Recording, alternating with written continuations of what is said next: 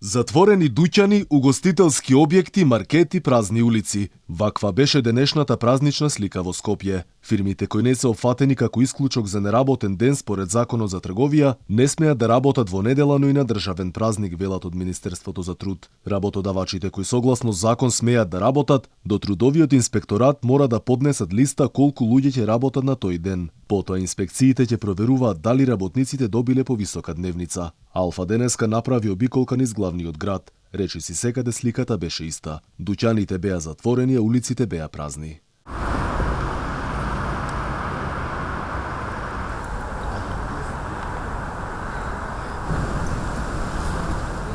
И во отворените трговски центри сликата беше безмалку иста. Работат само оние фирми кои што мораат, како што се аптеките. Во меѓувреме синдикатите апелираат до газдите, неработните денови и државните празници да им ги платат на работниците, иако знаат дека добар дел од нив се обидуваат да го изиграат законот. За жал, некои од компаниите или од така наречените газди не го почитуваат денешниот ден законот, односно празников како неработен ден. Без разлика, оние компании каде што треба да работат, каде што мора да работат, каде што не може да запре работниот процес, а тоа се 8% од вработените во нашата држава. Во тие компании се почитува законот, но на жалост оние мали компании каде што работат не така мал број на вработени, работат на празник, а не им се исплаќаат дневниците по правило.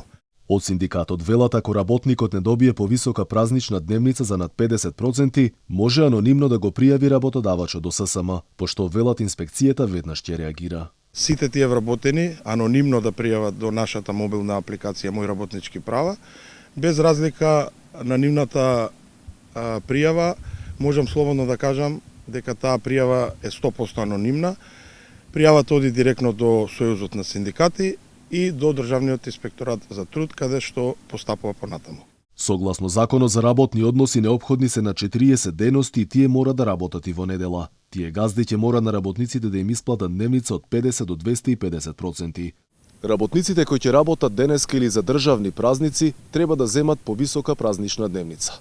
Ако таа не ја земат, од синдикатот апелираат дека можат газдата анонимно да го пријават до Сојузот на синдикатите на Македонија. Согласно Законот за трговија пак, продавниците и маркетите ќе можат да работат само во трговските центри со површина поголема од 8000 квадрати. Според креаторите на законот, со измените околу 92% од работниците ќе одмораат во недела.